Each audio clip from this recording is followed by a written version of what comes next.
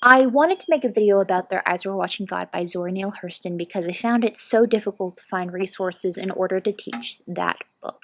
In fact, I bought 3 books for background knowledge in order to feel like I had any sort of handle on what I was going to be teaching. I'll start off by detailing the books that I bought in order to understand Hurston's work. I first bought Zora Neale Hurston's Mules and Men, which of course is her anthropological text detailing African American folklore, as well as folk practices like hoodoo and voodoo. There is an appendix of songs and recipes, as well as a glossary with several definitions of terms related to her anthropological study of African American folklore.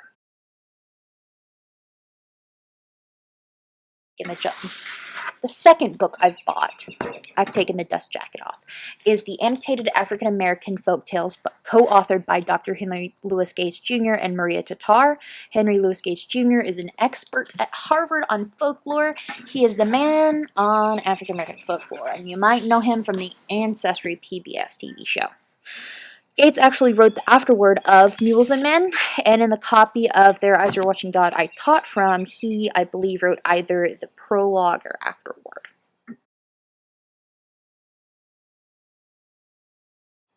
The third book that I bought is by Dr. Henry Louis Gates Jr. called The Signifying Monkey, A Theory of African American Literary Criticism. Gates was instrumental in my understanding of Hurston's work, and I cannot fathom trying to teach this book without the resources provided by him. Now, let me tell you what the Annotated African American Folktales book is about. You might be able to guess from the title, but this book details a folklore tradition starting in different parts of Africa that then spread to the United States through the slave trade and transformed into an African American folklore tradition. This book is a compendium of knowledge from ballads and folk heroes to a chapter specifically on Hurston.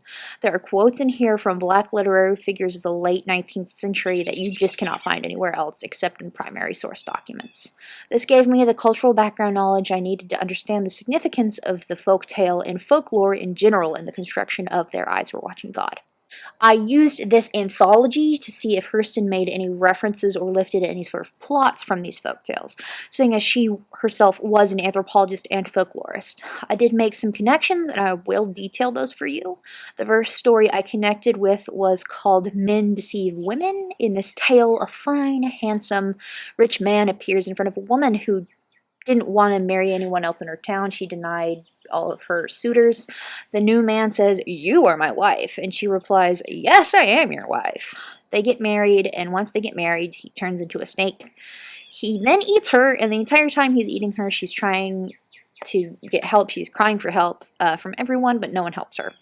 Eventually, and this is the gory part that the people telling the story have fun with, the snake man bites her head off. This is a clear parallel between Janie and Joe starts. However, Joe does not result in the death of Janie. Quite the opposite, actually.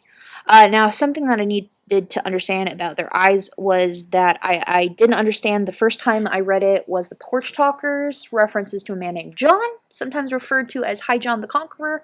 When I googled this, the only thing I found reference to was a root or folktale videos that were 30 years old and transferred from VHS onto YouTube. Hurston defines this John character in Mules and Men in her glossary. She writes, "Jack, or John, not John Henry, is the great human culture hero in Negro folklore. He is like Daniel in Jewish folklore, the wish-fulfillment hero of the race. The one who, nevertheless, or in spite of laughter, usually defeats old Massa, God, and the devil. Even when Massa seems to have him in a hopeless dilemma, he wins out by a trick. Brow Rabbit, Jack, or John, and the devil are continuations of the same thing." Now, there are examples of John stories in the Annotated African American Folktales that will give you more context, but this definition was satisfactory for me in giving me a foundational contextualization of who the porch talkers were talking about. This transitions perfectly into the concept of tricksters.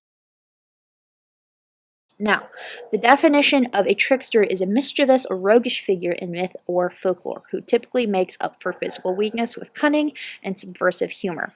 The trickster alternates between cleverness and stupidity, kindness and cruelty, deceiver and deceived, breaker of taboos, and creator of culture. This sort of contradictory nature of the trickster perfectly describes Janie's third husband, Tea Cake. He loves Janie. He steals from Janie. He's smart and clever, but he's too stubborn to get medical help for a dog bite. Now, here is an excerpt from a book I found online for free called African American Folktales, Stories from Black Traditions in the New World by Roger Abrahams. This chapter begins with a folktale to prove its point. Words without end. Once upon a time, there was a king who had one daughter. The king said, "Any man who can give me a story without an end can marry the princess." Many tried but did not succeed. There was one last man who came in after everyone else was done. He was introduced to the king and right away started into his story. He told the king one man had some corn. Some locusts gathered around this corn, and one locust came and took a grain. Another locust came and took a grain of corn. Then another locust came and took a grain of corn. Then another locust came and took a grain of corn. Soon the king grew tired. "I'm sleepy. You can go home and come back another time." The man did so, and when he returned the following day, he started in, and then another locust came and took a grain of corn, and another locust came and took a grain of corn, and you can imagine the rest of his story. The king grew tired and says to the man, "Your story has no end. Take the princess and marry her." Now, this segues into the introduction of this book. A story that has no end. Surely this is a strange way of introducing the reader to Afro-American folktales, yet a great many stories in this book are built on similar solutions to a problem that a character has taken on for the sheer fun of trying to solve it, or to get out of the consequences he has brought upon himself.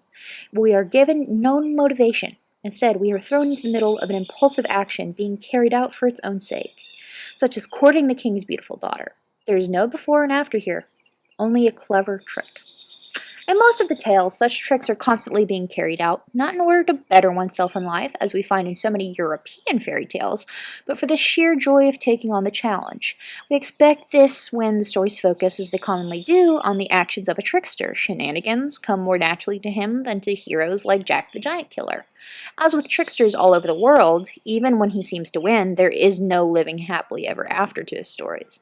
Instead, there is a to-be-continued feeling at the conclusion. For, as in the adventures of European scamps, we know that trickster will simply go from one predicament of his own making to another. The author then says, "What did survive in the Middle Passage? Above all, the importance of storytelling remained in the lives of the slaves and their descendants, told at night for entertainment as well as instruction in the traditional African style, in which the entire community might be involved in the telling.